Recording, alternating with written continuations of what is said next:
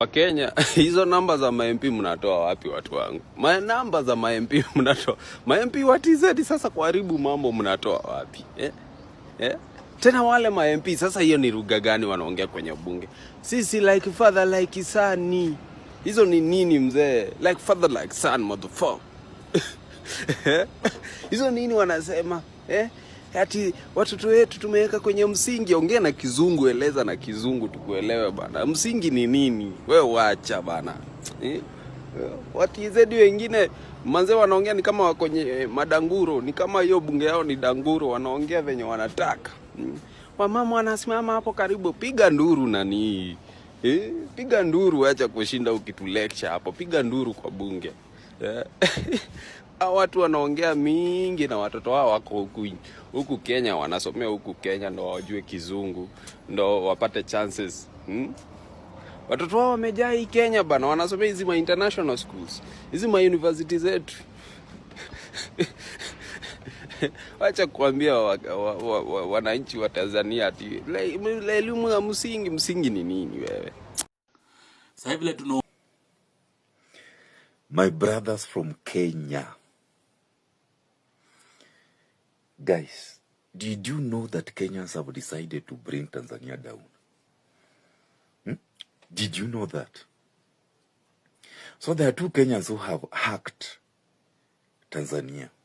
Wachana na ile ya kuhack ati sijui X account, sijui ya polisi, no.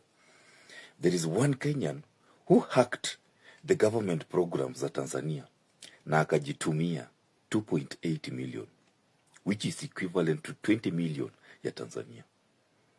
Yeye alijitumia 2.8 million in Kenyan, that is the Kenyan currency, but in Tanzania it is 20 million.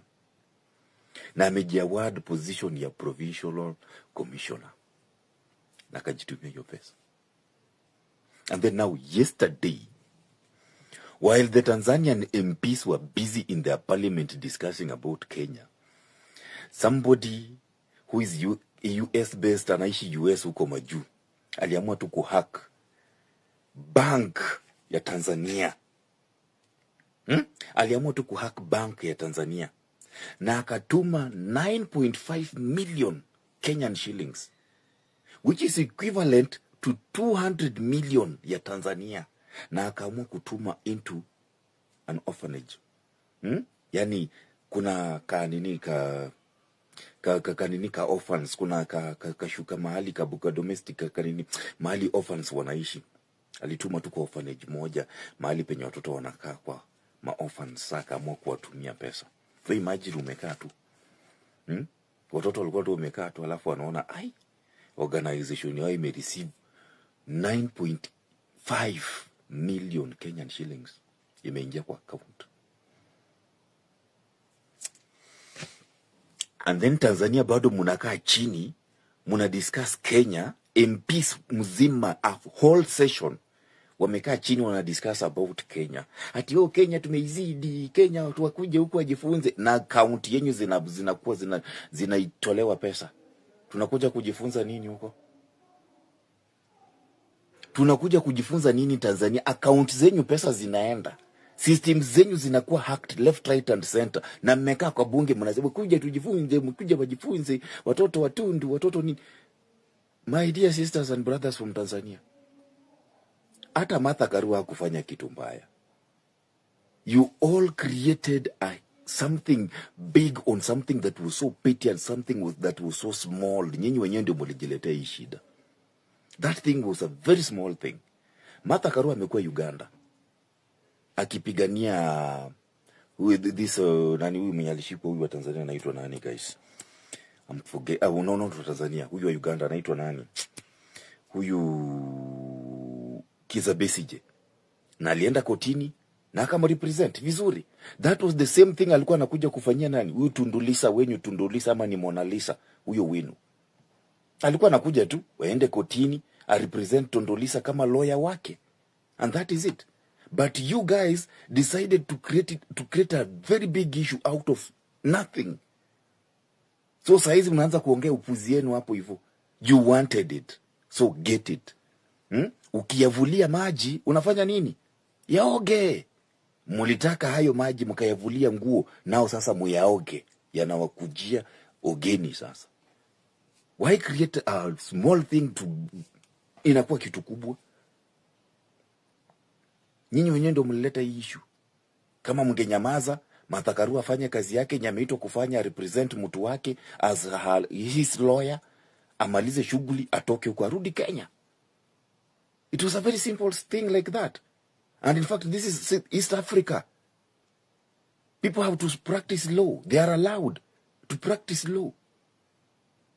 So mulikuwa mna create hiyo kelele yote ya kazi gani? Anyway, saizi nyinyi bado, the whole yesterday evening guys, Tanzanian MPs wako tuko bunge. Wale wa Kenya Generation Z, Generation Z. My dear sisters from Tanzania, my dear brothers from Tanzania, you created it, so finish it the way you started it.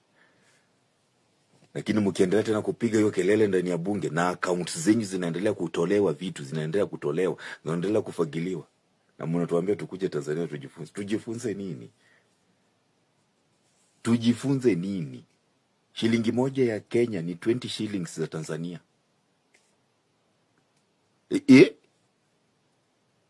Hebu kwanza niachie hapo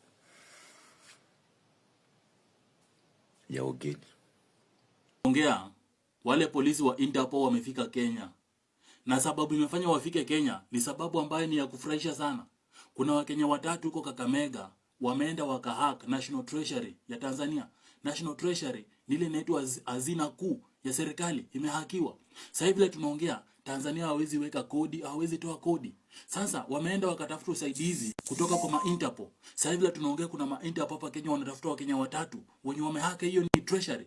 Mimi nataka kusema hiyo kitu yenyewe Wakenya wamefanya ni kitu ambacho ni mzuri. Sasa nataka hizo pesa za Tanzania zitumike kulipa deni huko China na zitumike kufanya vitu zingine hapa Kenya. Hiyo ni point ama si point? Mimi niliambia wa Tanzania, inafaa tumuombe msamaha, mseme mlifanya kitu mbaya kushika Martha Karua na Boniface Mwangi. Mkisha apologize na mwajilie Tundu Lissu na ule mama aresign na asema amejiuzulu. Hiyo ndio kitu wa Kenya tunataka. Msipofanya Kenyans,